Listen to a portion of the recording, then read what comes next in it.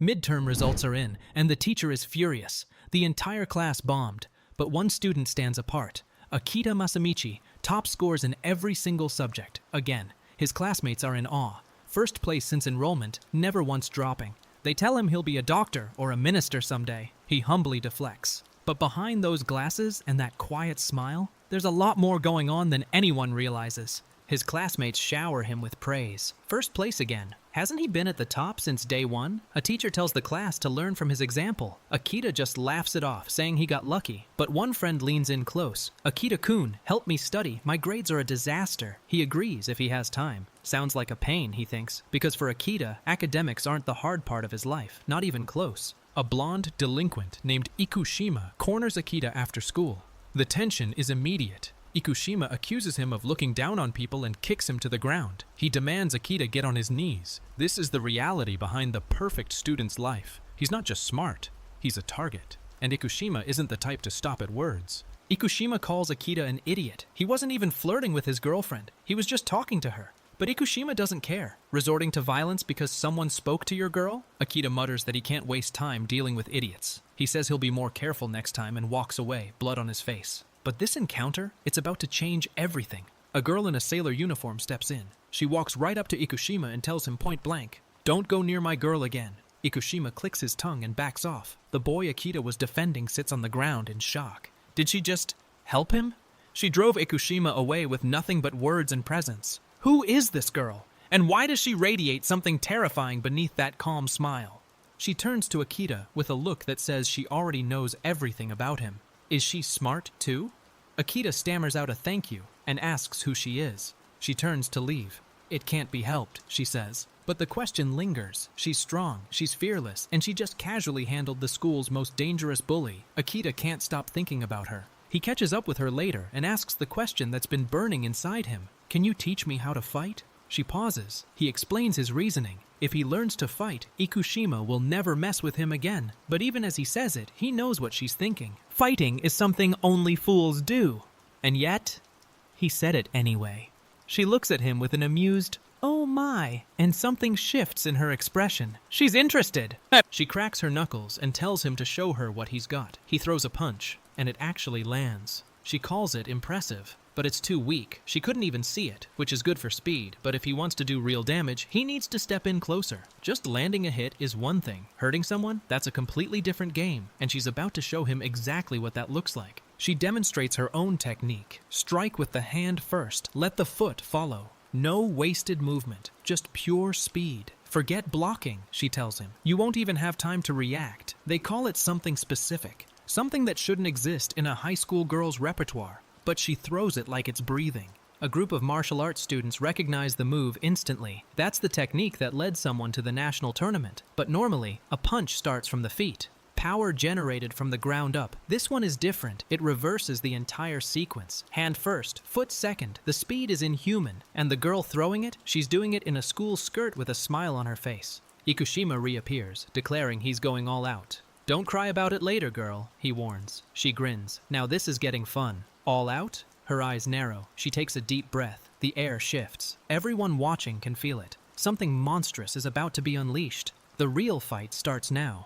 Ikushima closes the distance with traditional karate footwork. Incredibly fast, honed from years of tournament-level training. He throws a punch at point-blank range. It's the perfect timing for a direct hit to the face. But the girl doesn't react at all. She doesn't flinch. She doesn't dodge. She just stands there. And that's when Ikushima realizes he's made a terrible mistake. She dismisses his entire fighting style. It's controlled strikes. You get points for pretending to hit, and if you actually connect, it's a foul. That can't even be called a martial art, she tells him. It's just a sport, like soccer. Ikushima's face twists with rage. She smirks and asks what he's up to. He still doesn't get it. She's not playing the same game he is. She twists the knife deeper. A sportsman like you can't just get into real fights. Karate isn't even a real martial art, especially the traditional style. Ikushima snaps. What did you just say? But that's exactly what she wanted. She's not just fighting him physically. She's dismantling him psychologically. Every word is calculated to make him angrier, sloppier, and more predictable. She smirks. He left his fist hanging instead of pulling back, trying to intimidate her. In that moment, Ikushima regrets it. She grabs his outstretched fist, and above all, she's faster. The grab becomes a lock. The lock becomes control. Ikushima, the national-level karate fighter, just got caught by a girl who was reading him like a book from the very first second. She delivers a devastating kick that sends him flying. It's not even close. She tells him what should have been obvious from the start. She's stronger in here. Why did he think he wouldn't get hit? The gap between them isn't just physical, it's a completely different dimension of combat. And Ikushima, lying on the floor with blood on his face, is only now beginning to understand that. She stands over him, cheerful as ever. Correct, she confirms. He'd just get eaten if he tried to pat the monster. No way he'd survive. And the same goes for here. She holds up a coffin-shaped sign with those words written on it, pressing it against his bloodied face. This isn't just a warning, it's a declaration. This school belongs to her now, and anyone who crosses her line, they won't get a second chance. Akita watches from the side, trembling. The girl who just dismantled the school's strongest fighter turns back to him with that same calm smile. She came here for him, she protected him, and now she's offering something far more dangerous than safety. She's offering to bring him into her world. The question is whether Akita is ready for what that actually means. Akita reflects on everything that's happened. Setsuna Rikudo appeared out of nowhere, blended into the class like she'd always been there, easily defeated the karate fighter Ikushima, and then did the same to him. He can't forget any of it. The way she moved, the way she smiled. She's something he's never encountered before, and now she's part of his daily life whether he likes it or not. The next morning, Rikudo walks into class and cheerfully greets him. "Good morning, Akita-san." He can barely look at her. How can she say that so casually after knocking him unconscious? She asks how he's feeling. He snaps back. "Don't ask that when you're the one who caused my condition." The entire class watches. Something just shifted between them and everyone can feel it. Akita wakes up in bed, gasping. This is the worst. He lies there staring at the ceiling, bruised and exhausted, replaying the nightmare of yesterday. At school, Ikushima's girlfriend asks if he knows why Ikushima has been absent. He lies through his teeth. No idea. He tells himself to just pretend everything from yesterday was a dream, a nightmare. But nightmares don't follow you to school the next day, and his is about to walk through the classroom door. The word violence echoes through the room, and a chill runs down Akita's spine. His classmates laugh, thinking it's funny, but Akita nearly chokes on his drink. Then Rikudo spots him. "Ah, it's you from yesterday." She calls out to him by name. The entire class turns. "You know Akita?" "Yes, yesterday's violence was great." The room goes silent. Akita's carefully constructed reputation as the quiet, perfect student is crumbling in real time. And she has no idea what she's doing to him. Whatever happened between them, whatever the case, it was pure instinct. Rikudo turns to look at Akita, and in that moment something clicks. She saw him act on raw impulse, not calculation, not the careful, measured honor student everyone else knows. She saw the real him, and that's exactly what drew her in. The question is whether Akita can handle being seen like that. Rikudo stands over a defeated opponent, blood dripping from her smile. "Good," she says. "Stay like that for the rest of your life." She walks away without looking back, but even she admits it wasn't a smart move. She analyzes the fight coldly. Was it driven by anger or shame, or simply because the enemy looked away? She's not just a brawler, she's a tactician who studies every move, even her own mistakes, and that makes her far more dangerous than anyone realizes. But then something unexpected happens. Akita, the glasses-wearing grade-obsessed nerd, rushes in. He charges at the attacker from behind. It's reckless, it's stupid, it's pure instinct. Rikudo watches, stunned. She was trying to knock the guy out with a kick, but Akita got there first. He screams, "What the hell are you doing?" and tackles the man. Rikudo stares at him. Why? Why would someone who lives by logic throw himself into danger like that?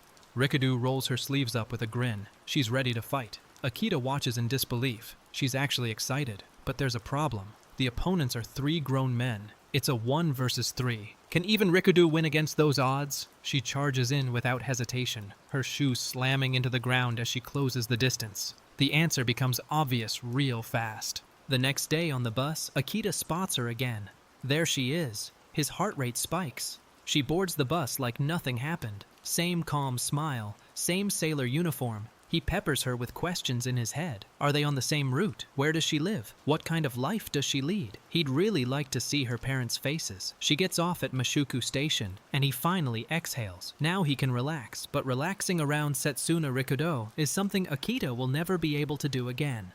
Back at school, Akita catches himself. He raised his voice unintentionally around her and immediately panics. This is bad. This isn't like him. He needs to live wisely. Keep his head down, stay smart, stay safe. But then the teacher mentions Ikushima has been absent. A classmate asks Rikudu if she knows anything. She smiles innocently. No idea. Wasn't it you who knocked him out? Rikudu plays dumb, and Akita sits there, watching the most dangerous girl in school lie with a perfectly straight face. Things escalate fast. A shady guy approaches Rikudu and Akita on the street, offering her a sweet job to help pay off her boyfriend's debt. Akita panics. Debt? The guy leans in close, calling her face cute. Rikudo's expression doesn't change. She calmly asks him, "Are you promoting non-violence or something?" The temperature drops. Everyone watching knows what's about to happen. Everyone except the guy who just made the biggest mistake of his life. The thug snaps. "You messing with me, punk?" He threatens to kill her if she keeps looking down on them. His friend calls out the name Rikudu in fear, but Rikudu has already moved. She throws a devastating blow that sends the guy stumbling. Akita watches from the ground, nose bleeding, completely out of his depth. She was trying to knock the thug out with a single kick, but Akita jumped in first. She looks at him, surprised. Why did he do that? Rikudu stands tall, cracking her knuckles with a smile. She's ready. Akita stares up at her. She's actually about to take on 3 men by herself. The bystanders can barely believe it. Can even Rikudu win this? But the odds don't matter to her. It's 1 versus 3, and she charges in anyway, Shu connecting with devastating force. The gap between Akita's world of textbooks and test scores and Rikudu's world of blood and broken bones has never been more clear, and somehow he's standing right in the middle of it. Akita sits down with Rikudu for lunch, and the tension is palpable. He asks if he can question her about something. She hums cheerfully. He points out the obvious. They're having lunch together because they're friends, right? She confirms it with a bright yes.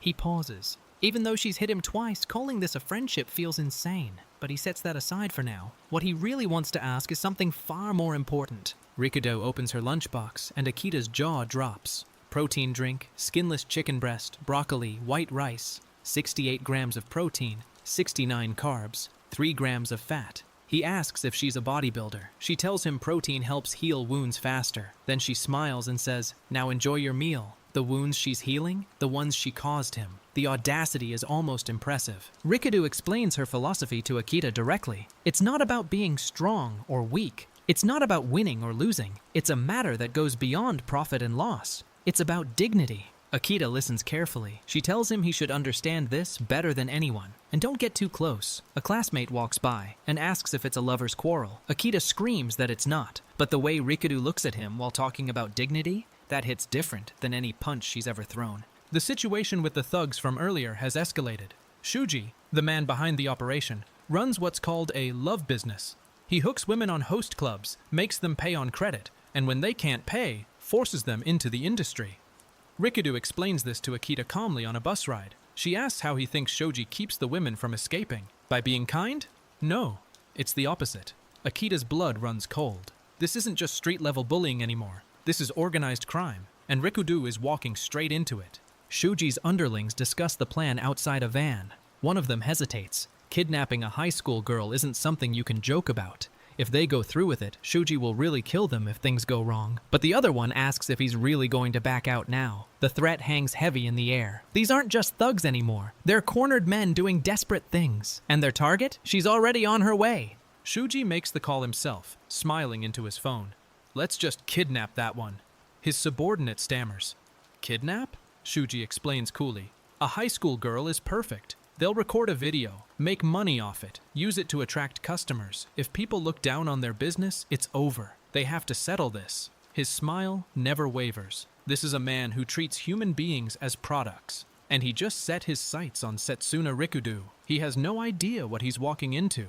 The thugs make their move. Rikudu is thrown to the ground, hard. Shuji stands over her, blood on his face from their earlier encounter. He looks at his men with a casual, His subordinates stare in shock. They actually did it. But Rikudu isn't unconscious. She's already calculating. And what happens next will decide everything.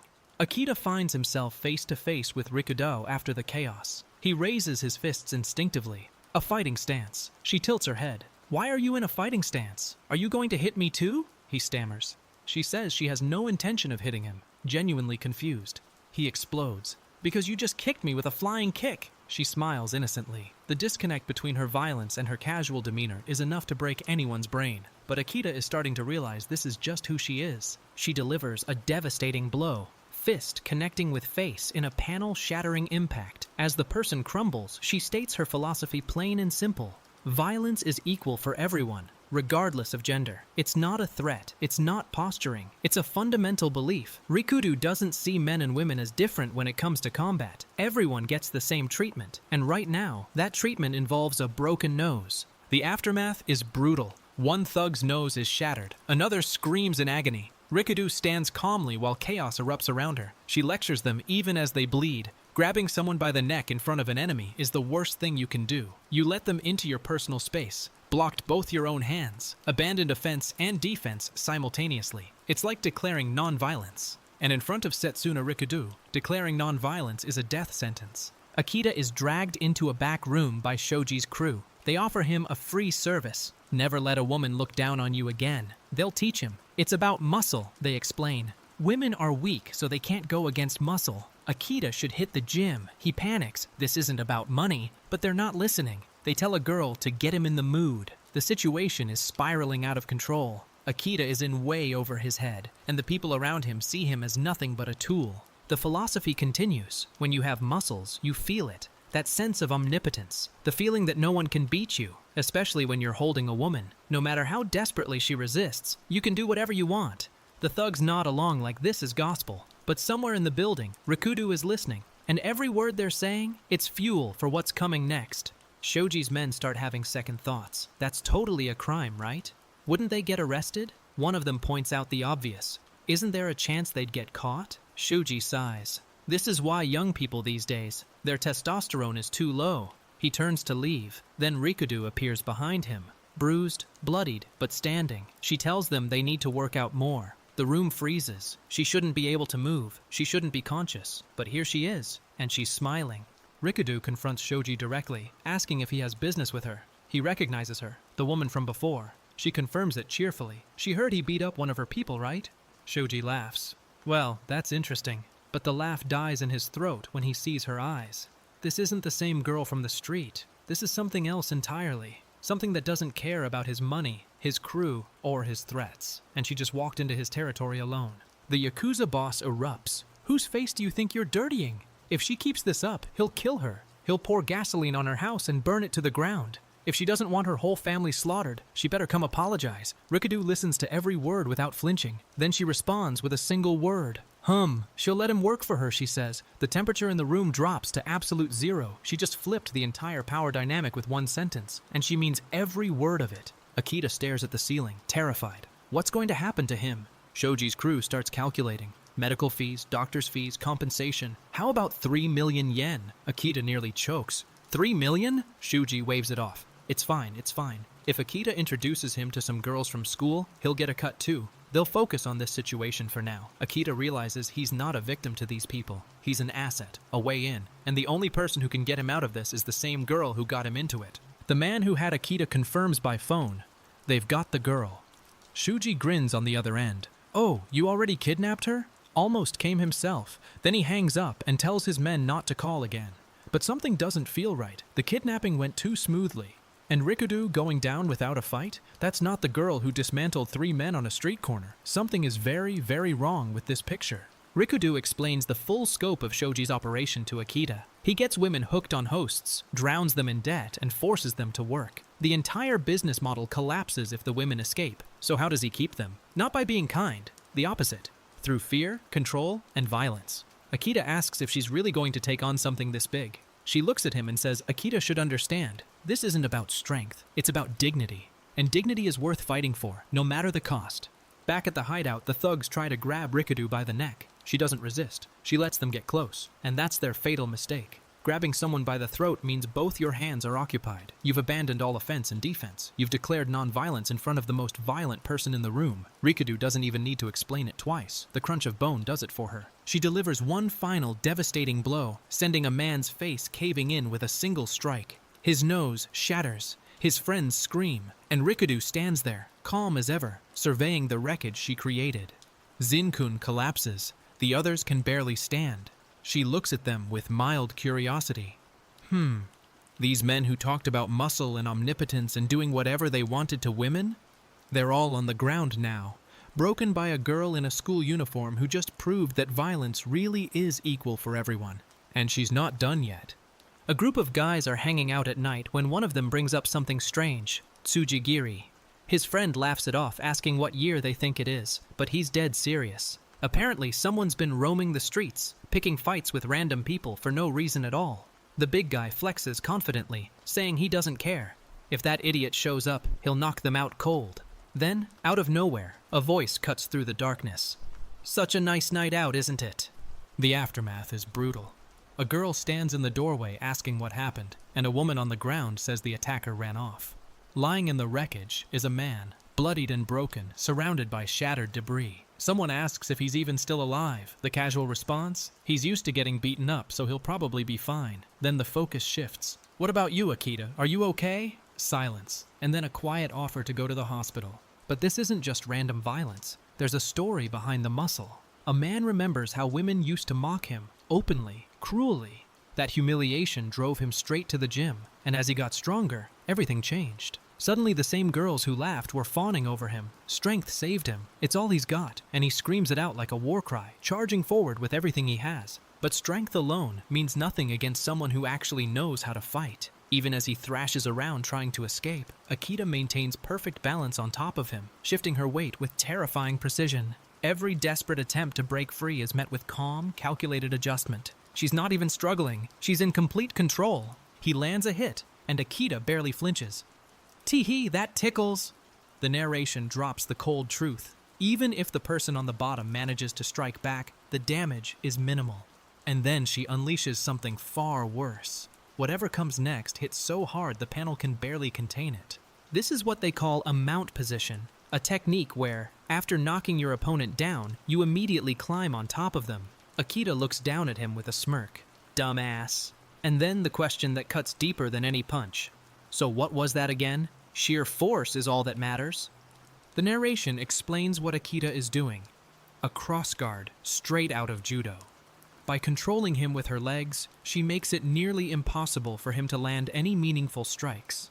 And now, with him completely locked down, she can chain into whatever technique she wants. He curses through gritted teeth, but it doesn't matter. He's already lost. Akita stands over the destruction she caused and delivers her verdict. That kind of shallow, predictable thinking won't get anyone anywhere near victory. Meanwhile, he rises from the rubble with a twisted grin. Sheer force, that's all that matters in a fight. He's not backing down. He's about to learn the hard way. Akita doesn't waste a second. A flurry of quick punches. Then she grabs his head and drives it straight into her knee. The combo is flawless, executed without a single moment of hesitation. But what Setsuna Rakudo didn't expect was what came next. Something that changes everything about this fight. His thoughts shift entirely. Concepts like threat or mercy vanish from his mind. He admits to himself that he has to be cautious. Akita beat all of his men. They said she was using some kind of martial art. Woman or not, he can't afford to drop his guard. Shuji raises his fists. And somewhere nearby, Akita is already on the move. Akita notices something unsettling. He's not saying anything. No anger, no threats, just silence. Don't tell me. Just seeing your boyfriend like that scared you? Then Shoji's voice cuts through with a vile threat that makes the air itself feel heavier. He tells her she's not getting off easy, that she should kneel and beg. Akita barely whispers a response, but something in her eyes says she's far from afraid. He calls Akita out with a grin. Even after seeing how strong she is, the guy still came at her and actually landed a hit. You're a crazy bastard, aren't you?